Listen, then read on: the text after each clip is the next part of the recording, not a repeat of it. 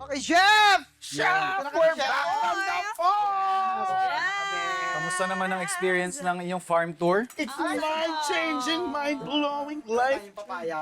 And that's Oy. my first At chef, time. dinala namin ng wala kanina, paminta. Ayun. Girls. At natutunan namin, chef, na pwede palang kainin yung okra ng hilaw. Ang galing. Yes. Yeah. So itong paminta natin, saktong-sakto dun sa steak na lulutuin natin. Oh. Kasi I'm thinking of doing opwav. It's basically, ibig sabihin, steak opwav, steak in pepper sauce. Kanina okay kayo dun sa anghang. Medyo on the spicy level din ito. I-chika nyo naman, kamusta naman ang inyong preparation for this coming Christmas? Gusto ko sa malalamig na lugar din kami. Umaalis kayo. Umaalis kami. Okay. Maaari kami siguro mag-anak kami New Zealand. Uy! Medyo malayo kasi naubusan kami ng ticket. Baka mag-Baguio na lang. Nagkaubusan ng ticket eh. Kami naman, usually lumalabas kami ng ng mga anak ko. Pero siguro this Christmas, sa bahay naman kami. Para ano. Pagluluto mo, agayahin mo yung niluluto ni chef. Oo, nakakuha na nga ako ng idea eh. Ako, Okay. mag-isa na lang ngayon kasi nag-migrate na yung buong family ko sa US. Hindi ka naman malulungkot. Yes, kaya siguro makikinatsa buena na lang ako sa kapitbahay. Hindi na lang, makinotche ba naman tayo sa sa'yo na. Ayun o. Sa Baguio tayo. New Zealand, di ba? Hindi, wala naman ticket eh. Baguio na lang. Ikaw naman, chef, ano naman plano mo? Pag ganito kasing mga holiday season, bilang kusinero, bago kasi farm to table. So, hotel yung talagang buhay ko. So, yung relax time ninyo is busiest time namin. Okay. Oo, Peak kasi- season. Oo. So, dahil ngayon, afford na natin na hindi makisama dun sa bakbakan ng holiday rush, chill lang talaga sa bahay. Ayokong lalabas. Oo, kasi ang daming tao, traffic. So yung ating steak, so meron na tayo doon ng preheated pan. Yun yung hinahanap natin na sound. Sizzle. Papansin nyo, wala pa akong nilalagay na mantika. Kasi gusto kong mag-render or matanggal yung lumabas yung mantika. Mantika Sarili ba? niyang mantika. Yes. Ayan, makita natin may maganda na tayong caramelization browning doon sa taas. Yan o. So yan lang yung hinahabol natin. Tapos, ikot ulit pag Yes. Yan. So, press-press lang tayo. Ayan, actually, papunta na yung temperature natin dun sa medium rare eh. According sa bounce niya. So ito, medyo tatanggalin ko na. I-rest muna natin, pero hindi pa tapos yung luto natin. Kasi, ang explanation ko naman dyan is, kung mapapansin natin, kung ito yung ipe-present natin, medyo mapush siya, di ba? So, gusto ko lang iangat yung temperature para isasampal ko ng mabilis yung side na to. Gusto mo yung Sa mga sampalan, ano? Ayan. While we're doing that, yung ating broth naman dito, nagtatawag na rin.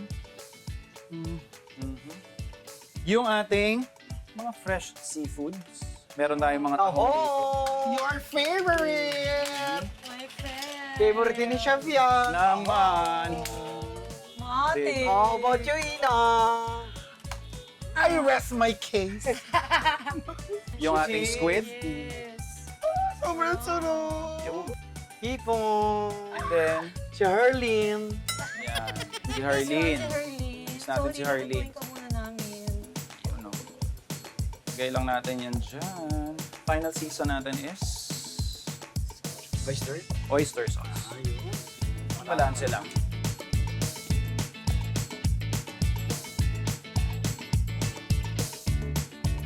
Then yung ating kabilang pa naman nagtatawag na. So, sampal ulit.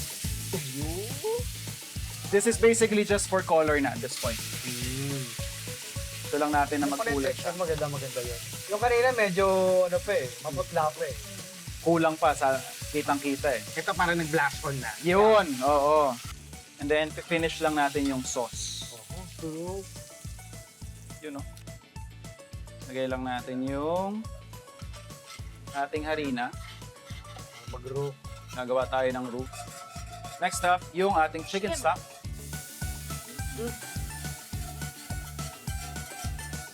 Nagkakaroon ako ng idea kung anong handa ko sa Pasko. Nice. Yeah. So, re-reduce lang natin ng kaunti yan. So, makikita natin medyo malabnaw siya. So, gusto natin to ng medyo on the thicker side. Ano yan, Chef? W sauce. Worcestershire sauce. Ah. Siya. Worcestershire. W sauce. W sauce. Siguro mga 2 tablespoons.